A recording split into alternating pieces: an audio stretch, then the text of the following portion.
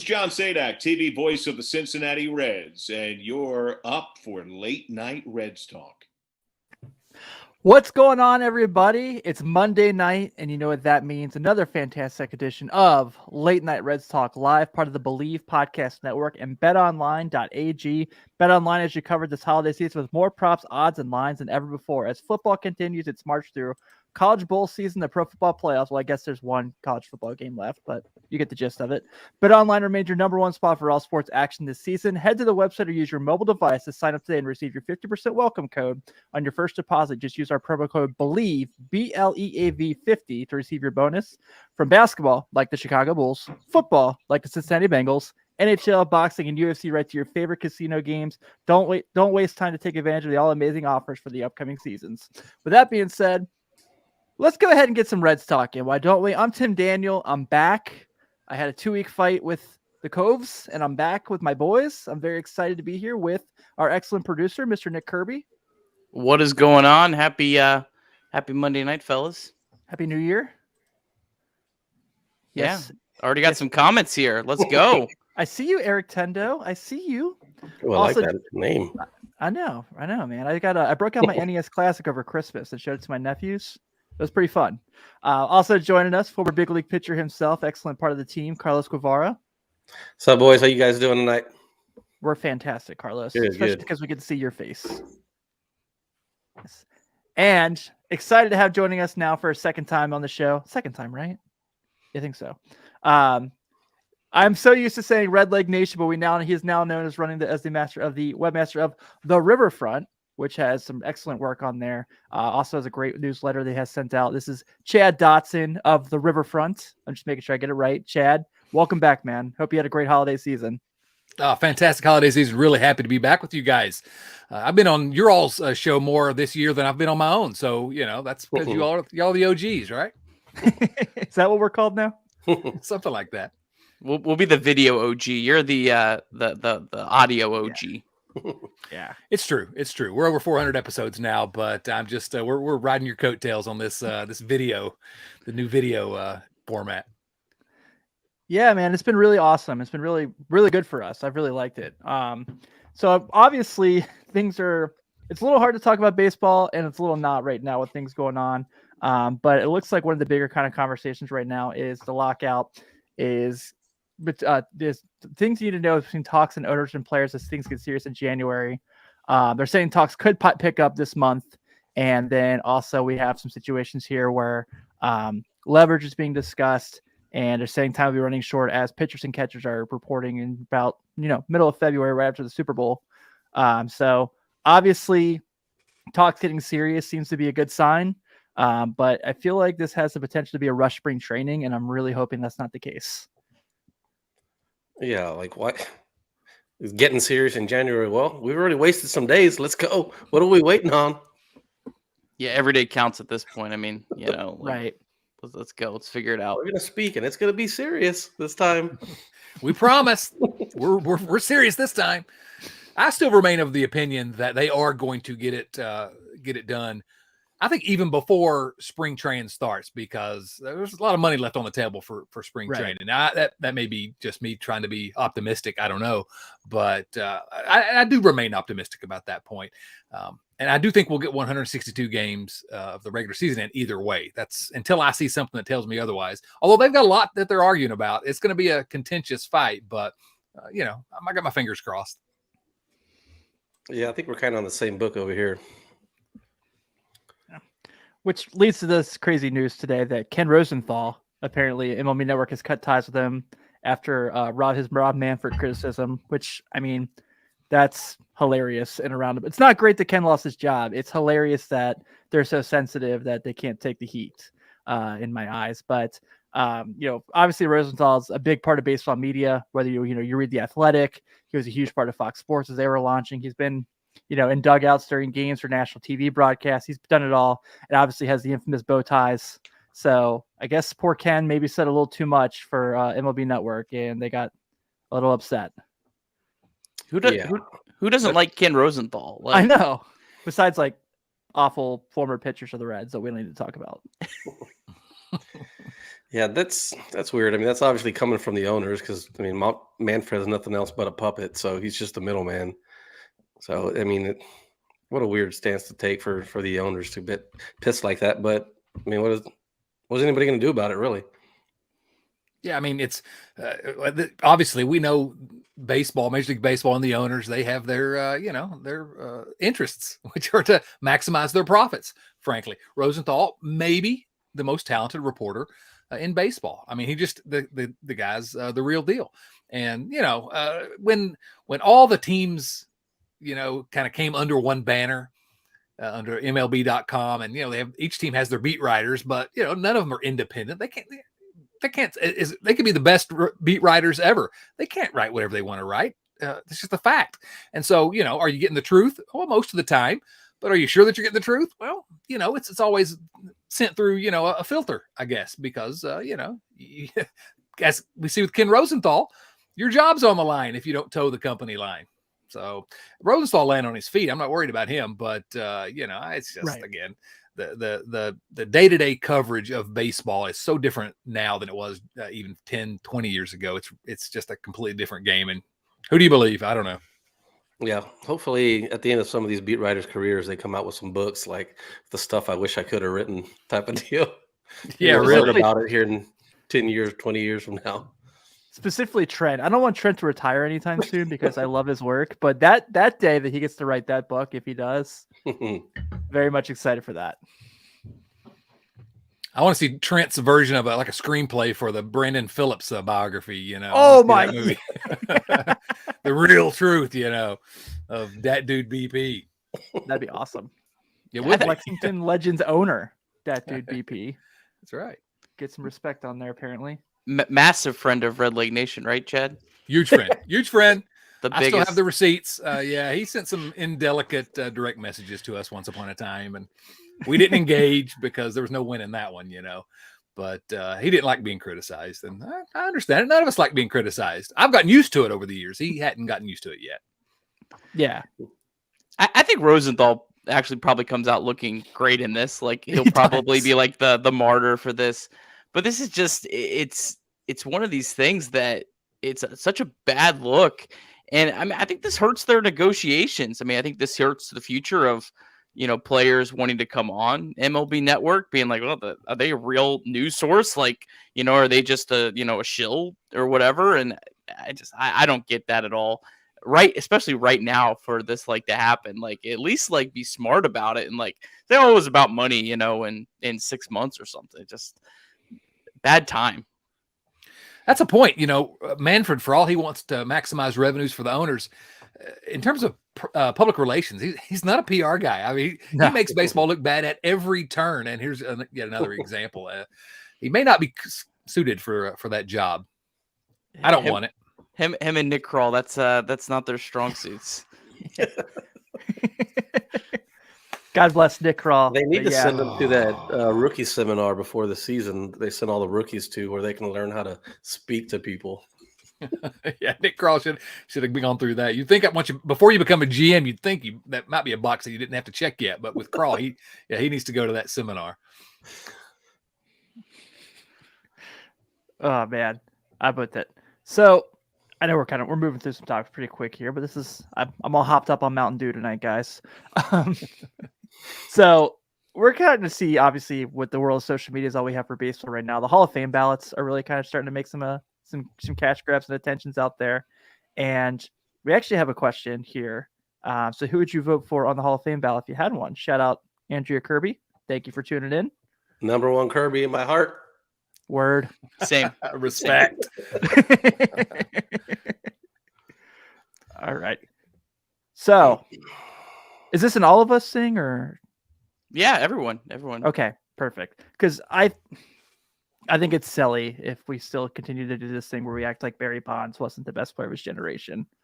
And, obviously you can do this, there's the song and dance of the steroids, and I get that. And I know that's rubs some people the wrong way, but like, come on. Before the steroids, he was a Hall of Famer. After them, he was. Say what you will about it. He's, one of my favorite players of all time. And, arguably the greatest baseball player to walk the field. So Barry Bonds will definitely be on my list. Clemens will be on my list. Definitely not Kurt Schilling, even though he was great. Definitely not Kurt Schilling. He was great in the playoffs. Yeah. I think my list, what I had here, let me see. Had Barry Bonds, Roger Clemens, David Ortiz, Andy Pettit, Manny, and A-Rod. I left Scott off. I had pretty similar. I had Bonds, Clemens, Helton, Ortiz, A-Rod, Roland, Wagner, just because he was so among relievers, his stats really kind of are eye popping. And then I don't know with Schilling. I haven't thought about him enough. I don't really want to think about him enough. He's deserving to be in based on his career, but whatever. I don't. Well, know. you remember he asked to be taken off the ballot. It almost would make me want to vote for him after he said that. He asked to be taken off the ballot. That's like when I was a junior in college and I declared for the NBA. You know, come on, you're not making that decision. Those are some interesting ballots that you all had. My ballot just had 2 names on it: Joe Nathan and Omar Vizquel. I don't know what you're all talking about. That's not out of the norm. I'll tell you that. No, literally, it's not. It's the worst part about probably this. are. Yeah, there probably are voters that did that. No, mine goes like this: I've got Bonds, I've got Clemens, I've got Helton, I've got Andrew Jones. Ooh, I've got, I like that one. yeah, I know, controversial, incredible defensive center fielder. Let's see, who else do I have? Manny Ramirez, A-Rod, Scott Rowland. I do have Kurt Schilling, and I think that's it. I could maybe be talked into Sosa. I've gotten to the point where we got to get some of these guys in the Hall of Fame. The one that I'm most passionate about is Rowland as a former Red, and I think that there's such a there's so few third basemen in the Hall that he really stacks up amongst third basemen that have been elected. Right. So, but yeah, you know, the guys like Bonds and Clemens, come on. And Schilling's the same thing for sort of a different reason, I guess. But whether you like him or dislike him, you know, well, and we can argue about Schilling's case. He's not a surefire, obviously, but you know, Bonds and Clemens, come on. It's not a Hall of Fame if those guys are not in the Hall of Fame. It's just, I don't know how you justify it. Yes, okay, I know you don't like that they use substances. Well, a lot of people did. That was the era. Let's tell the story in the Hall of Fame. But we can't pretend they weren't elite when they played. I don't know if you guys remember, just like, did you guys ever see Bonds play in person? Like, I just did once. What it was like when he would like walk to the bat, like at Riverfront, like just like I remember because I sat on the third base line and Bonds was obviously a left-handed hitter, so all I see is like the crowd behind him, and it's just like so many flashing bulbs and just like that. It was like a rock star playing baseball, man. It was unbelievable. Yeah, it was incredible. It was you can't go to the concession stand when you know he's coming up next inning. Everyone's in their seats watching. It was appointment viewing, and I don't know. I mean, we can argue about the steroid area all you want, but why are we pretending here that Barry Bonds and Roger Clemens were not among the very best ever to play this game? Yeah, I think I've changed my stance a lot on this. I think when like they first came on the ballot, I was kind of like, I don't want any steroids guys in.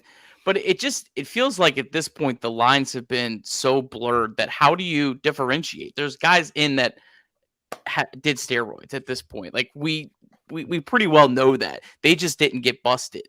And so like we're kind of in this weird blurred lines. I kind of view it as, and I know this is not like a Nick Kirby opinion. I know a lot of people share this opinion, but I kind of am on the train of if they would have been in without, then I'd vote them in.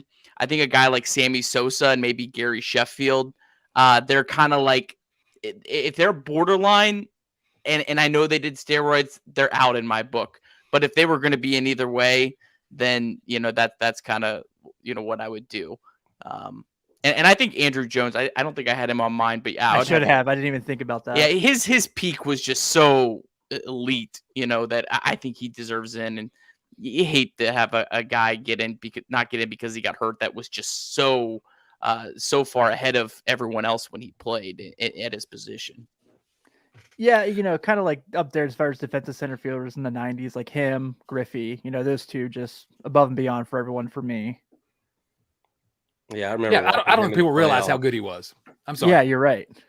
Yeah, I just remember watching him in the playoffs for the first time, watching the playoff game in my dad's backyard, my parents' backyard, and as soon as he stepped in the box, he just looks and he's got that little smirk. I'm like, oh, this He's one of those dudes.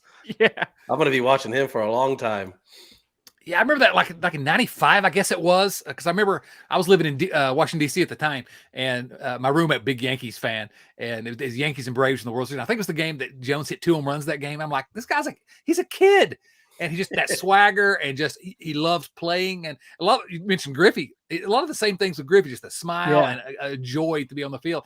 I don't know. I know he's a Brave, and we don't love the Braves, but golly, that guy. I don't know. Maybe I overrate him because I enjoyed watching him so much. I think that's totally rational, though. I think with Nick, you brought up Sosa, and I think one of the things where kind of like Chad said, like I could potentially be talked to him. And yeah, I agree with your point. Of are they with or without it? But for me, that Sosa McGuire summer, like I still kind of feel like it really brought baseball back after the strike in '94. So I really feel like that just meant so much to baseball because people cared again. People were going to games. People were watching on TV to see it happen. So I could definitely be talked into Sosa. Is any of that stuff in the Hall of Fame? It's got to be, right, from that year? Yeah, I'm pretty sure. It has to be. Yeah, I've not been. But It's been a long time since I've been. Yeah. If that's in, then you got to put them in, right? Right. Well, I started to mention that when we were talking about Bonds a moment ago, because that summer when the Sosa McGuire thing was going on, it was like everywhere. I mean, you couldn't go to the concession stand, and then the next day everybody's like, "Oh, this wasn't." We weren't watching on Twitter at that time. Did he hit one last night? Did McGuire get one last night? Yeah. It just, I don't know. If I could just build on what Nick said, because I think it's a perfectly reasonable stance to take. If they were going to be in it, otherwise, okay, they should be in. That's Bonds and Clemens, obviously. Clearly, to me, those guys were Hall of Famers before they ever started juicing. That's completely reasonable, and I've actually gone back and forth on the way I would kind of analyze this. I've come down on the side of if they actually performed on the field, if their numbers are numbers that if you give somebody from the 1940s and they'd be in the Hall of Fame with those numbers, then we should put them in the Hall of Fame. And if you want to put a line or two on their plaque saying they got busted with PEDs or have a big exhibit with their big face there, that's fine. Tell the story of baseball. It's a museum. Tell the story. I don't care, but I have a hard time keeping guys out that actually performed on the field. Yeah, and the like the relievers, Nick talking about who did you say? What was it? Wagner. Yeah, Wagner. Like, it's so tough because when you think about it, I mean, he was one of the best ever to do it, so he should be in based on this position. But that position now is kind of getting hurt from. It's kind of doing the opposite of what, like, say, somebody with high OBP like Joey. Like, they've kind of reversed now. It's like it's going to be hard for a closer to get in because, I mean, he's not always pitching in meaningful innings. I mean, you can be up 3 runs. That's not as important as getting out of the 8th, and that those numbers show now, and you can stack those numbers up. But that's, I don't know. It's hard to hold that against them because, I mean, they did what they were supposed to do. They put him out there for a save when it was a save situation, and they were old school about it. And he was one of the best ever at it. And it sucks that he's probably not going to get in. I don't think he will. That's also actually an awesome point. Like, I did not think about that at all. I like how everybody's surprised that Carlos made an excellent point. It's a great point. It is the reverse of Joey Votto, really, where Joey Votto's numbers are going to look better as we move along and people learn more about the game and understand more about the game. Whereas the way the game is shifted in terms of relievers, a guy like Billy Wagner is probably not going to look as good. I think it's an excellent point, and I tip my cap in your general direction, Carlos. I'm out. See you guys later. I think my last point before we move to the next topic here I want to mention is for Nick and I think we're officially hit the point of we're old because I remember Carl Crawford's major league debut and now he's on the ballot. I was at one point on McGuire. I was at the game after he hit 62. It was at Riverfront, and it was just such an electric atmosphere. It just for a guy that wasn't he got a standing ovation from the Reds fans. Like, imagine a Cardinal today getting a standing ovation from Reds fans. And I know that it wasn't as tenuous as it is now, but it was just one of the coolest experiences I've ever been to. And they only played like 4 innings and they took him out. Tim is going to be at the Reds game whenever Yachty says his last goodbye and he stands up and gives him I will Standing not ovation. be giving him a standing ovation. The only person standing. I have a strict no neck tattoo policy. We know who won't be there. Chad won't be there. I definitely won't be there. Unfortunately, I missed the old ball yard, but I'm not heading out while the Castellinis are around, I'm afraid. I'll break down this year. I know I will, but I'm going to What if they trade for Mike Trout? Does that change your thinking? Probably, yeah. What if they Listen, sign I'm a 6 fan. free agents? Well, they're going to sign 6 free agents, but they're all going to be minor league free agents. They've already signed a couple. No, listen, I know I'm going to break down this summer. When the summer rolls around, I'm going to be like, I've taken my stand that nobody cares about, and what am I doing here? I'm just hurting myself. I want to go have a coney and watch the Reds. I love Great American Ballpark. 74 degrees, and you're like, I don't think you can where say else do you that wanna no be? one. I don't think you can say no one cares about your stance because it's like a very popular thing on Twitter with Reds fans. Yeah, is Twitter real life? I don't know. I hope not. Yeah, Yeah, we hope really. not. Yeah. Well, let's kind of talk real quick because obviously the reason we're here is to talk about our beloved Red Legs and their prospects for the upcoming season. Obviously, we had an interrupted offseason, so things are kind of in the air. We know Michael Lorenzen's gone. We know Wade Miley's gone. We know Tucker Barnhart's gone. But, Jonathan India did get Rookie of the Year and looks like he's going to be the man for a very long time. Maybe the next face of the franchise, with how he looked. Before, I was gone last week, but, they had Nick Senzel on, Bobby Nightingale on talking about Nick Senzel, and that was a great start too. And I'm still pretty high on him as well.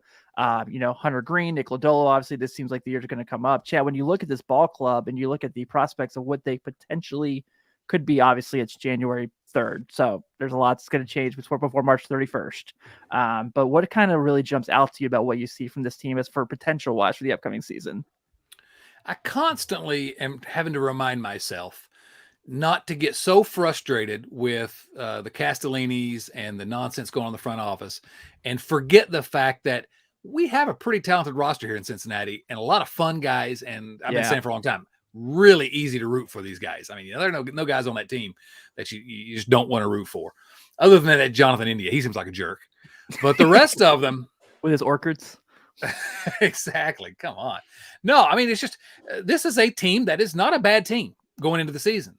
It's what frustrates me is they could be a really good team if the front office would decide to make that push because they're that close. That's the same thing this past year. They were so close. We saw they were one of the better teams that we've seen in one of the top 5 teams probably in the lifetimes of most people watching this show. So I don't know. I try to temper my pessimism by just looking at the actual roster and seeing how many the offense should still be pretty good. There's a couple things that could happen. I think we'll be talking about at least one of them in a moment. But if Suarez or Moustakas come back to somewhere near what we should expect of them, okay, that's big. That's big. But the offense should be good. The starting rotation, yes, we gave away Wade Miley for free, which is just insanity to me. But look at that rotation; still should be pretty good with some depth as well coming up from AAA. So I don't know; it's still a good team. I just want them to be a great team. Is that asking for too much? No. That's what we were promised. Exactly. Yeah. 2006. Yeah, Chad, I think it was I don't know if it was your last show or 2 shows before, you guys really kind of dug into that. And, I think you have a little bit stronger of a stance against some of the front office than some of us have, which is fine.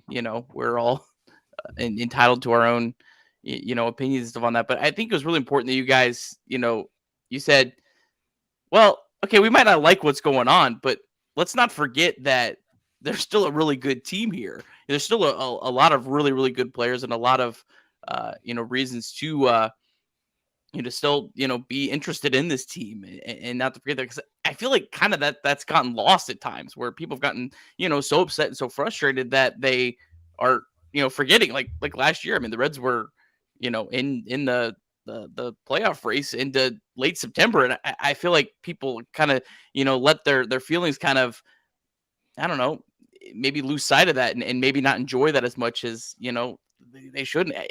I just hope people don't, go back in 5 years when the Reds lose 95 games or whatever, and like, oh man, you know what? That was actually, pretty fun. You know what I mean? Those were the good old days. Yeah, the glory days. Ugh. Yeah, but Yeah, I no, agree. I see where Chad's coming from, though. It's because you can see that, we got a roster that's really good right now, but it could be, maybe it's not really good, but it's good, but it could be really good. And that's the frustrating part. Then we start nitpicking at, all the little things that's going wrong and, choose one side where it's Farmer versus Barrero, like stupid stuff like that. Like either way, I mean, the team's going to be fine at shortstop. It's just we're, the little things that we're picking apart just because we're not totally happy and we can see the potential that could be there. Farmer versus Barrero.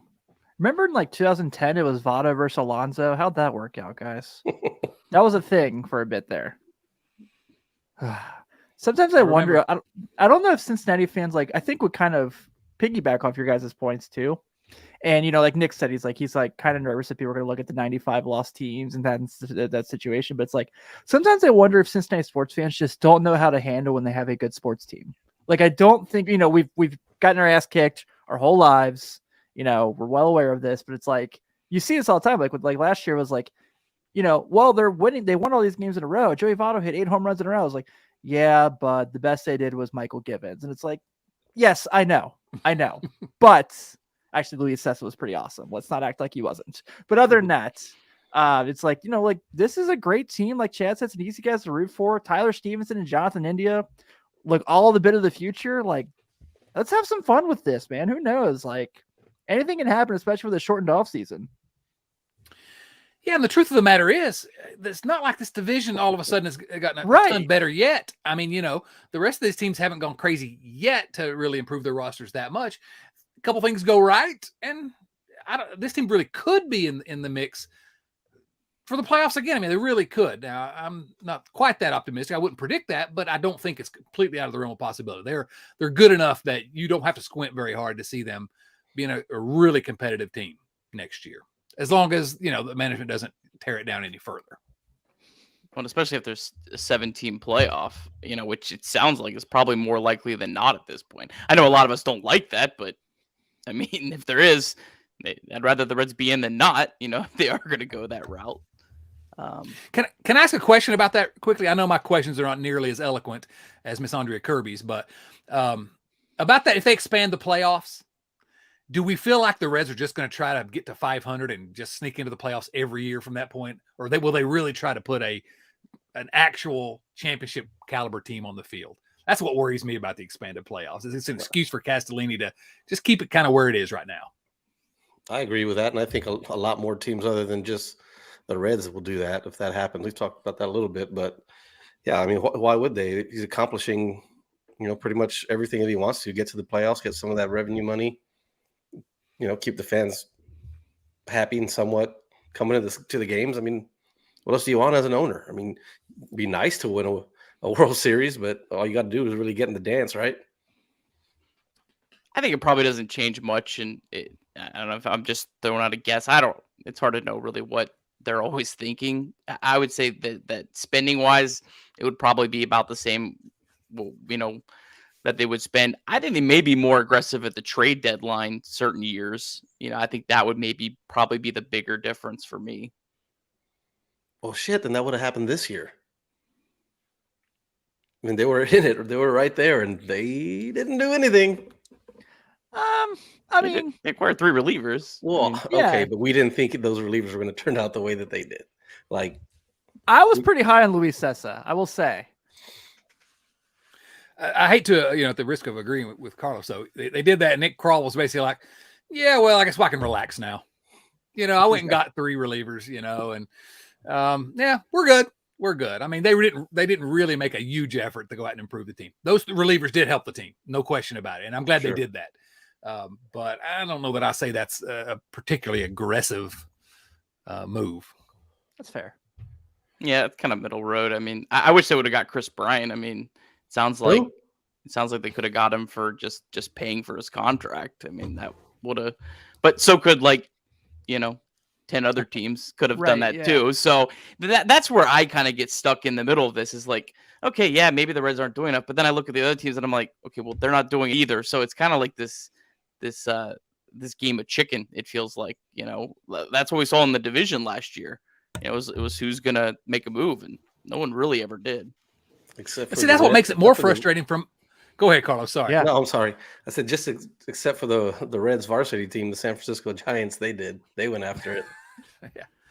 Well, that's what's frustrating to me. It makes it more frustrating. Maybe I shouldn't look at it this way, is that nobody else in the division really did go nuts. So if the Reds had actually tried to put a push on, they could have grabbed hold of this division and held on to it. So I don't know. I'm looking too much into the what ifs, I guess. And I try to remind myself, let's start just to enjoy what they're doing on the field, because I do like this team as currently constructed. I keep saying it, but there's not a player on this team that I'm just like, oh, get rid of that guy. Yeah, I agree. Joe, let me ask you this before we kind of talk about some of the current guys on the roster. We've joked about this a couple times, and I think the more I joke about, the more I kind of like it. For a team that's kind of, whenever we are able to negotiate and get players back, and obviously I know the starting rotation is obviously a strength of the team. What do you feel about a Johnny Cueto reunion at GABP? Sign me up. How do I sign that legislation? Absolutely. Yeah. I mean, Cueto's not Cueto anymore. He's not the Reds Hall of Famer that he was when he was here. He's just one of the best pitchers that any of us have ever seen in a Reds uniform. But, we're looking for a back end of the rotation type guy. And frankly, he also checks the box of you can put out a bobblehead of him, and, people are going to remember him well. Sign me up. I'm all for it.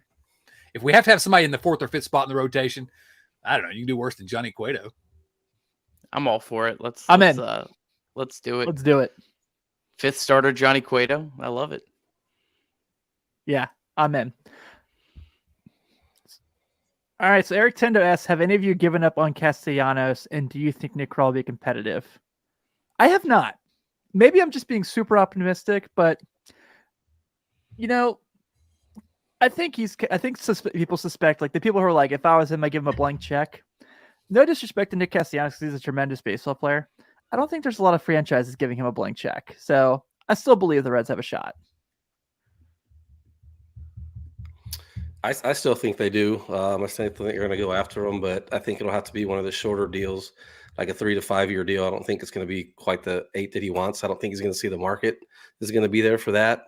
He'll probably, but then that makes it really tough on the Reds, because if they miss out on him and they wait, because he'll more than likely be a later signing, and they miss out on the rest of the guys, that's going to hurt. I think they have a shot. Sorry. I think they have a shot. I mean, it'll be interesting to see kind of how his market, kind of plays out once the lockout, if it ever ends. I think they got a shot. I think I still contend. I think the Reds still probably have about $15 million to spend. I think they're going to get up to that 120 that they've been for 3 straight years. They don't. It's really, really going to be a tough sell. So Castellanos would kind of fit at least most of that budget. So, I mean, do you think Nick Krall will be competitive? That's, I guess, probably the eyes of the beholder. I think that they're going to make some moves. I think they're going to do a little bit to improve the team, but I don't think it'll be enough to make most people satisfied. I agree in the sense that I don't think it's 100% that Nick Castellanos is going elsewhere. I think there's still a chance. I think it's a very, very slim chance, frankly, at this point.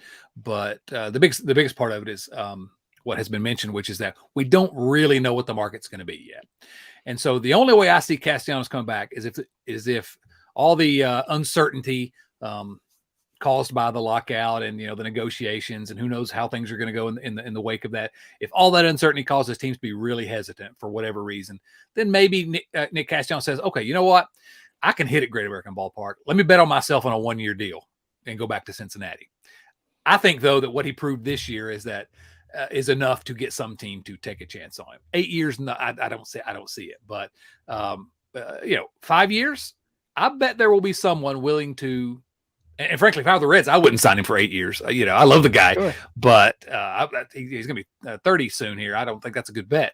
But for a guy that just had his first All-Star season. But I would sign him to a shorter-term deal, certainly. And up to 4 or 5 years, I would love to have him. But I think the only way the Reds get him back if it's on a 1-year deal where he's trying to just kind of bet on himself and earn a longer contract next year. Andrew McCutcheon, left fielder, Cincinnati Reds. It's happening, guys. He can still match left-handed pitching. I'm not against it.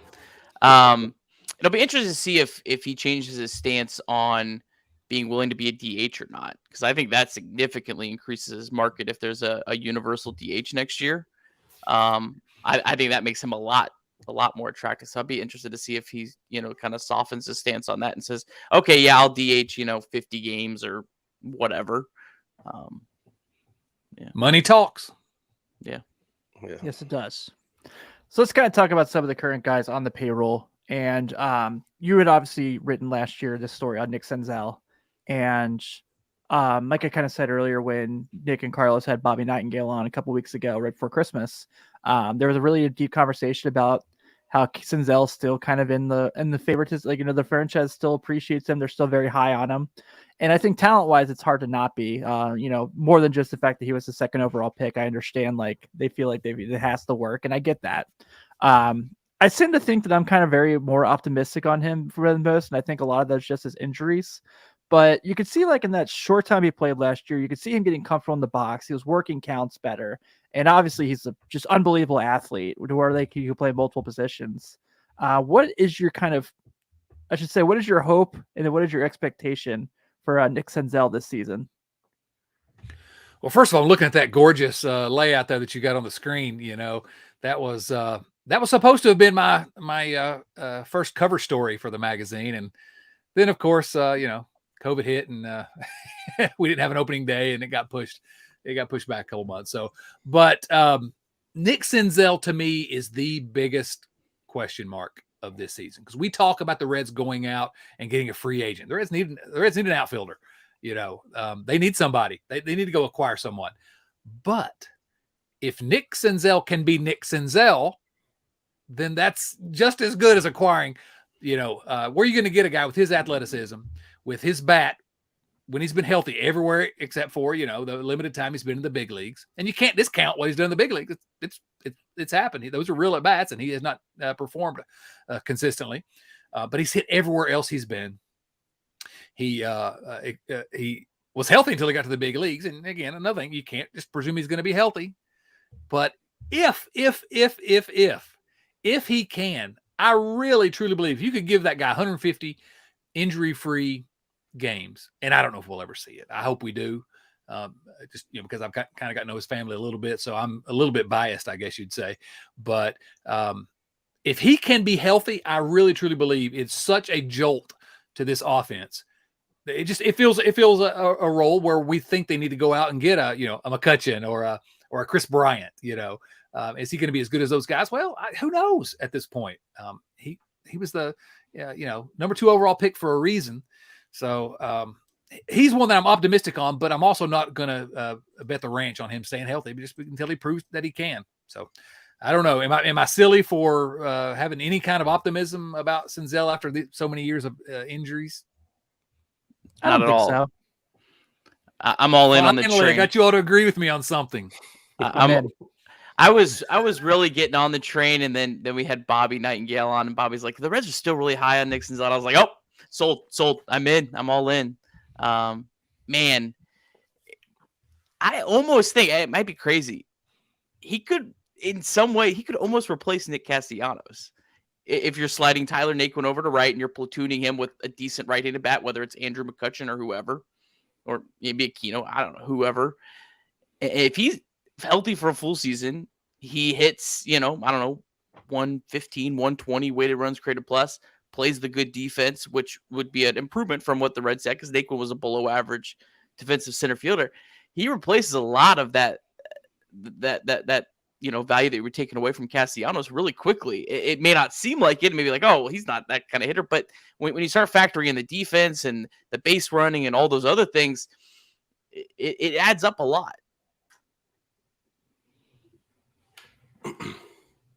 I'm with it. Yeah, I'm not going to say he's Castellanos necessarily, but I see where you're coming from in terms of the overall package. That's the things you don't really realize.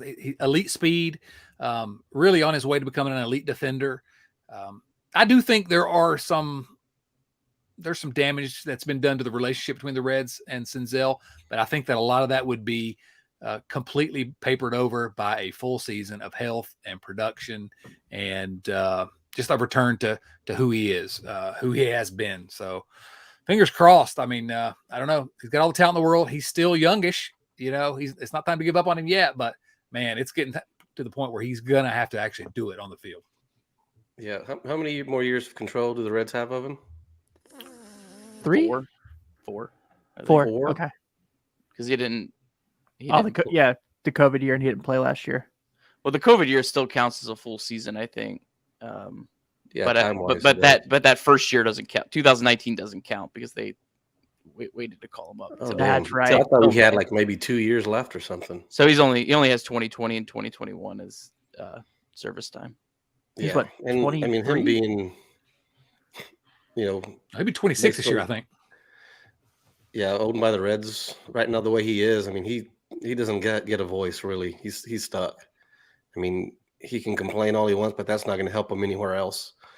If he was like a free agent with like, that we had signed and he's bitching like this already, okay, maybe we can get him out of here. But no, he hasn't earned anything yet to really have that voice with the Reds front office. He's playing for a contract just like, everyone else. I don't know, man. You get healthy Senzel, India, and Stevenson in a lineup. That's a pretty fun like trio right there of young, Reds players, kind of like almost like a Votto, Bruce, Stubbs, maybe. I don't know, whoever your third one you want to throw in there, kind of when they were all coming up and kind of had that feel. Yeah. I love it. About Barrero. Oof, if he can. Oh, yeah, my apologies. No, I'm being serious though, for real. Like if he can, hit a little bit, they're going to find somewhere for him to play for sure. He's too good of an athlete. Well, and you start doing that. You're moving Kyle Farmer to your bench, and you're moving, Mike Moustakas or Eugenio Suarez is on your bench. I mean, all of a sudden, the depth that we think is a problem, all of a sudden isn't such a problem because you have a healthy Senzel kind of shifting your depth and making depth. Yeah, think if Barrero, Senzel, and then you've already got India and Stevenson, who we're pretty sure are going to be good, but Barrero and Senzel join them, and then you got Hunter Green and Nicodola, who I think are going to be. You talk about a core that really could be a core of a really good team if you just fill in the spots around them. Man, all of a sudden it gets pretty exciting around here. You love to see it, right? That's what we're all here for. Yeah. I do. You had mentioned just the other. You wrote this article just last week. Oh yeah, Schrock and Lopez. How can we forget Max Schrock? I forget Max Schrock. Yes. Yeah, man, the legend. You just recently wrote this article about appreciation of Joey Votto, and I just got to say, first off, I love that you're on obviously the right side of history with this. As guys who have gone to bat for him way more than we probably showed on social media, and it's unbelievable. I think the thing that kind of fascinated me the most about the Joey Votto circumstance is he seems like he was more appreciated nationally than he was in his own town. And I think that's what always frustrated the hell out of me. But now you're kind of seeing with this last year, people are kind of really seeing like, you're seeing people kind of come around finally to like, oh, we've had this guy for, 2 decades and he's been tremendous. Why didn't we notice this? And it's like, here you go. So Chad, I kind of give you a second here to talk about the article. What made you decide you wanted to write besides the obvious of appreciate what we got? But just first, also extremely well done, man. Well, thank you. I knew I wanted to write about Joey at some point this off season, and I decided to go ahead and pull the trigger just because, what he did this season is just it's Hall of Fame stuff. I mean, it just is. And I was struck this season by you still get some of this, but you talk about Joey Votto on Twitter over the last 5-10 years, and the first 10 comments that come back to you are, well, look at his contract, or he's walking too much, or why doesn't he drive in runs? And this year I kind of saw sort of a shift a little bit to people realize, oh, wow, he's doing things at age 37 that only Hall of Famers do. Only Hall of Famers are able to produce like this at age 37. And I'll confess, I thought he was decline phase. I thought he was on his way out. And because that's what the evidence in front of us told us, except for one thing. I forgot that this is Joseph Daniel Votto, and he'll do what he wants to do on the baseball field. And so he decided to completely change everything about what he does. And who can do that at the major league level? Who can just decide, well, okay, I'm not going to be that high OBP guy anymore because I can't do it. My bat speed is not there, or whatever the reason is. But I'm just going to become a big time power hitter all of a sudden. And he does it. I mean, nobody does that. It's just I don't know. He's the most special player in my lifetime as a Reds fan, and I'm just going to enjoy I'm going to cherish every at bat that I get to watch him because the guy is just he's a legend. I've seen some good ones come through Cincinnati, but nobody like him, and I will probably never see another like him in Cincinnati. Yeah, absolutely. I kind of compare him to another sports, and I know these are generational, debatable players plus player of all time talents, but just seeing how athletes now age differently and develop, but the way LeBron James has developed and still gets better and adds to his game. I feel like Joey Votto kind of did that, and Tom Brady, the way he developed and changed his body type and did everything. You see Joey do the same thing. It's kind of, I feel like, rational for me to compare those two, mainly because I've seen him basically my whole life play professional sports. You're talking about legends. You're talking about Hall of Famers. I mean, I don't think there's anything wrong with putting Joey Votto in that conversation. He's not one of the inner circle greatest players ever to play Major League Baseball, but he's a Hall of Famer, no doubt in my mind. It's not even close. Yeah, definitely on the Mount Rushmore of the Reds. In my opinion, For sure. I think he's definitely one of the top 4 players. And yeah, I mean, cherish what you have these last we assume 2 more years because. You're might not ever see another player this good, at least offensively, as Votto, and just what he was able to do at this age 37 season. I mean, there's only a handful of players that have been able to do this. I mean, this is just ridiculous. Seven homers in 7 days. Who does that? Like I've said a million times on here, I was at the first game in that stretch, so. It started with me. Should have been. Did you know it was coming? My wife took me for my birthday, and she was like, "What if he hits a home run here?" Because she knows he's my favorite player. She doesn't know a whole lot about sports, so she's like, "Wouldn't that be cool?" And I'm like, "Yeah, that would be cool." And then his next at bat, he hit one, and I was like, "Touche." Yeah, that was a great birthday. Fun ride. It's cool to see, just humble bragging here, being able to see him in the minor leagues, all the work that he put in, every article you hear, how hard he works. It's all true. It's not cliche. He's the first one there for batting practice. He's taking grounders after the game. I've said on here numerous times, he has got to put in that work so he can be the player that he is. He's not, he was gifted with, certain abilities, but he had to work for everything else that he's had. And, by the way he took care of his body, he's able to play at this level this long. It's not something you can just switch to at the end of your career. You have to, train your body this way the entire time, especially in baseball, because, as many games as they have to play. And it's really cool to be able to see it firsthand because, I mean, I knew it was going to happen. I knew he wasn't done. I knew it was the constant grind, the working, and, whenever he says stuff, as we know, it usually comes true. And he's telling me this, I'm not done. I'm coming back. I'm going to be in the MVP talks. I'm like, okay, all right, here we go. And I'm excited for this year as well. Let's just say that. It's nice to see him enjoy it so much too this last year, really kind of, coming out of his shell and just, you could tell it was special to him what he was doing. And I think that is what made it, a little extra, fun for us just watching at home is just, seeing him having just, the time of his life.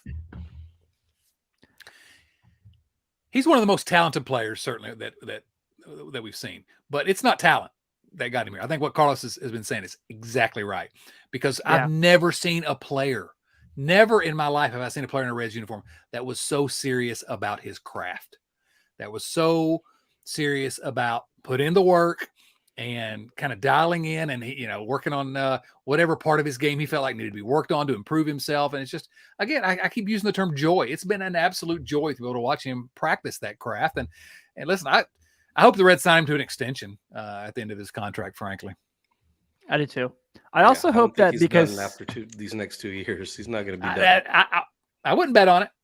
yeah, I also hope that because he got the whole city of Cincinnati to watch Ted Lasso, that he gets to make a cameo in season 3. Because they probably owe him a lot for royalties. That'd be great. It's got to be better than that time he had to be on American Dad, right? What? Wait, did that really happen? Yeah, He was an animated character on American Dad. How do I not know this? I knew he was one for the Cleveland show. That's what it was. Sorry, the Cleveland show. Yeah. Oh, I do still remember that. Yeah, it's like, know what I'm doing on YouTube after this. Wait, Nick, you didn't know this? I don't know if I remember it. Maybe it seems like fuzzy. A lot of fuzzy up there.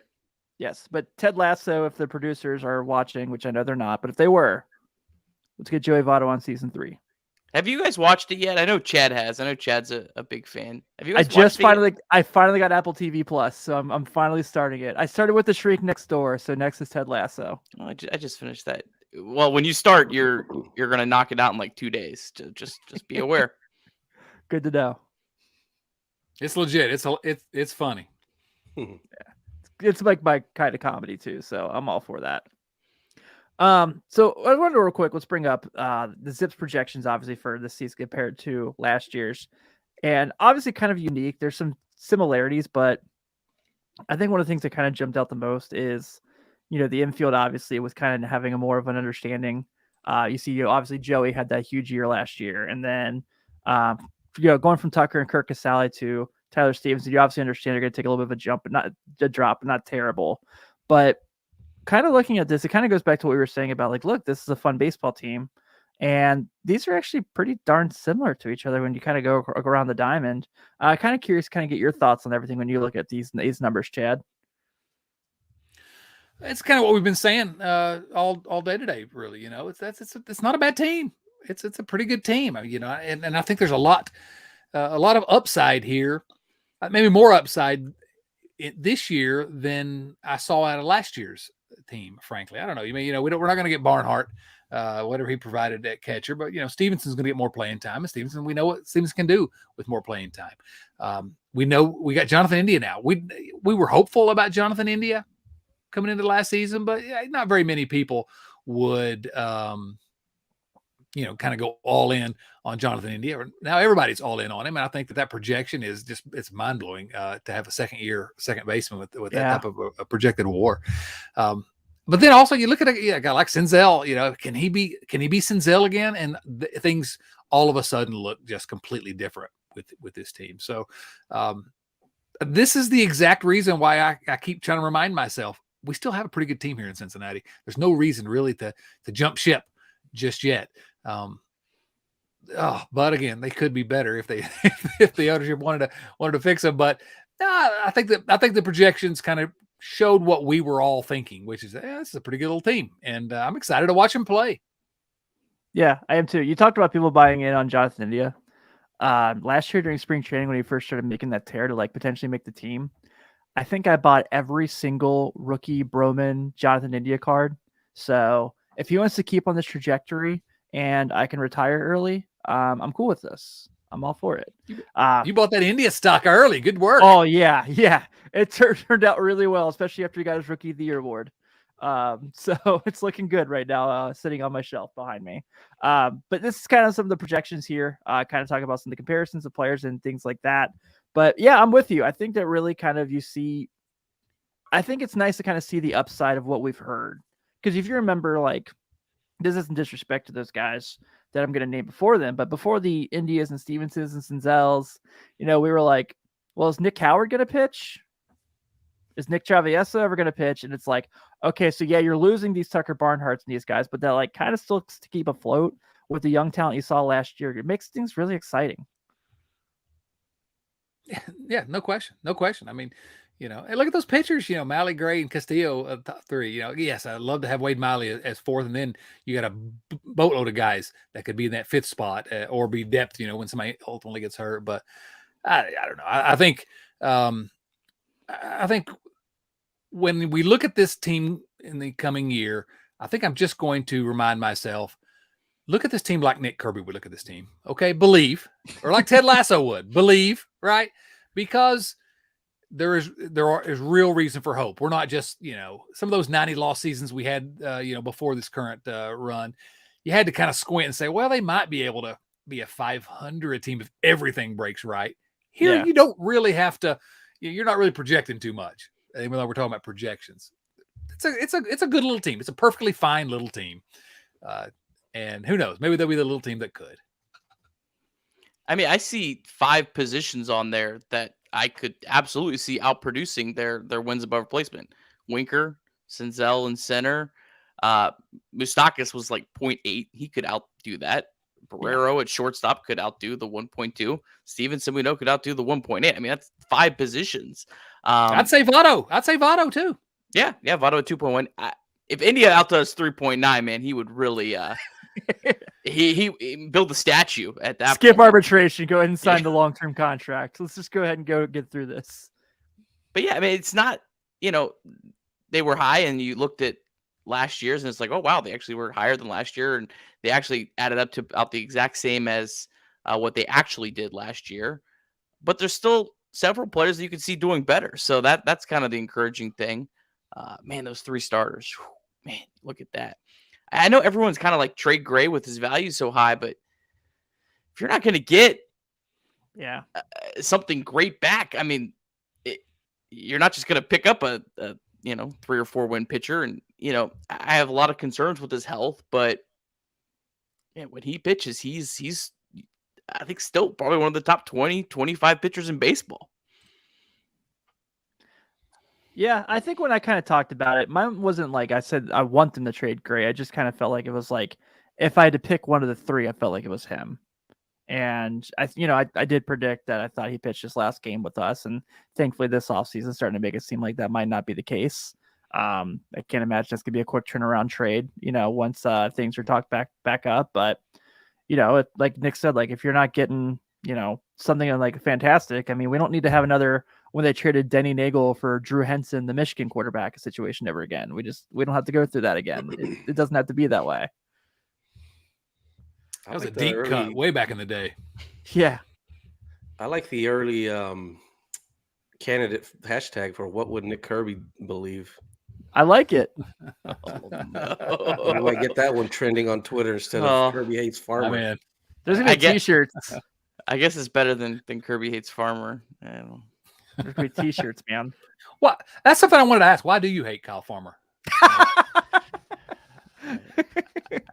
I just, Chad, I'm just this really negative Reds fan, who always looks at everything at the most negative aspect of everything. And, I think I went too far. I went too far last year with Farmer, and I've apologized to Kyle and his wife and his baby. And, I hope we can move past it.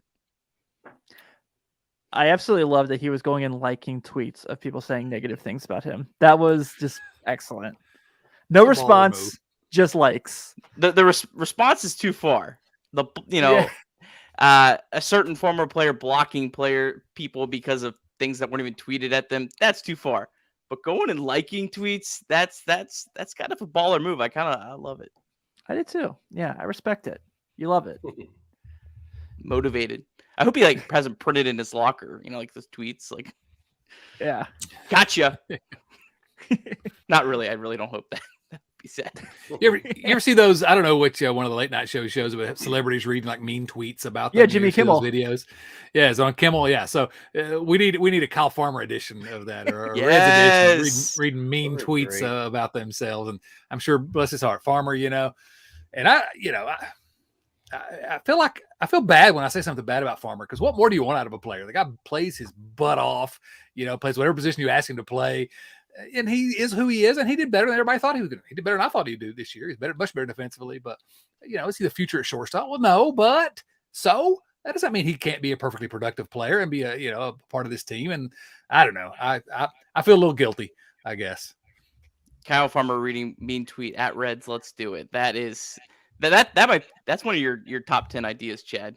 That's a good idea. Jamie, if you're watching, you're our guy. We love you. All of them. Please That would don't be put great, any of my but, like, tweets on there. I know, right? No, we're exempt. We're exempt.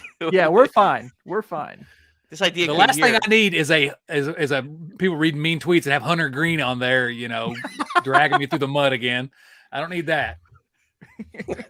I forgot about that. Chad, why do you hate Hunter Green? Oh, please don't.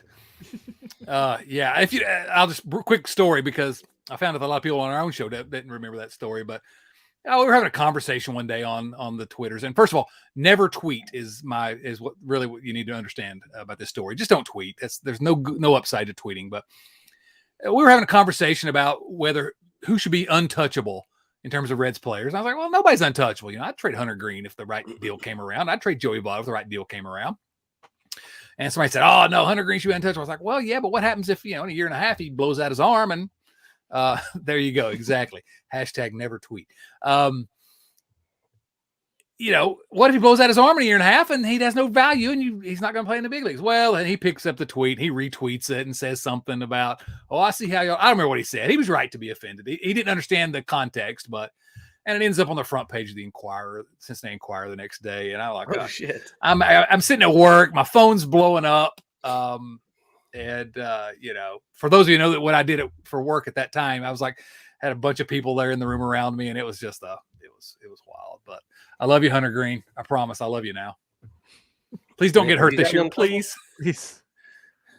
What's that? No, I was asking Nick if he's been in trouble because of Twitter. I have. We know you have, Carlos.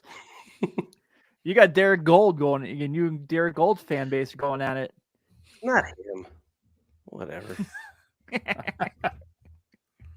That reminds me again. I started to hijack here, but my buddy Chris Garber, who was my co-author on the book, he said something about Yadi Molina being ridiculous. Yadi Molina is people consider him a first ballot Hall of Famer or something like that. And Cardinals Twitter went after him that day. I mean, they went on Amazon and were giving us 1-star reviews on the book. I mean, it was bad. And frankly, the book deserved 1-star reviews. That's not a problem. But he had a bad day on Twitter. He was the main story on Twitter that day. Unbelievable, man. Like you said, there's no upsides to tweeting. Never tweet. We had that episode when we had Mo Egger on. I was like, guys, it's okay to take a Twitter break sometime. You probably need to do it for your mental health from time to time. It's totally okay. But yeah, I think we touched on everything here. Chad, this is awesome, man. Obviously, we love talking with you. I'm a big fan, like I said earlier before we came on. I really love your Letterboxd account. I follow you because I always want to I know you're going through the Marvel movie marathon right now. And I am, yes. You noticed that. Yeah. You had the same review I did for Spider-Man, and it was my favorite ever. So I've been really. You're talking about Spider-Man 3 with Tobey Maguire, right? Yeah. Of course, the greatest movie of all time. Right, but so Chad's really interactive there on the Letterboxd. I think everyone should be because we all watch movies. Let's act like we don't. But it's a lot of fun there. Thank you all so much for tuning in. I'm so happy we're back and starting our second year of Late Night Reds Talk Live now. How crazy is that? We used to do this on a phone app, and now we have a full-fledged podcast. So hopefully you guys enjoyed the best of that Nick did put together last week. That was awesome. Especially when Carlos came on, it looked like we were a realistic podcast. So that made us look pretty cool. And then, but other than that, thank you all for tuning in. Please take some time to give us a follow on Twitter. Give us a solid review on Apple Podcasts. We'll be here each and every week until the season starts. And then the season starts, we'll kick in. So take it easy, everyone.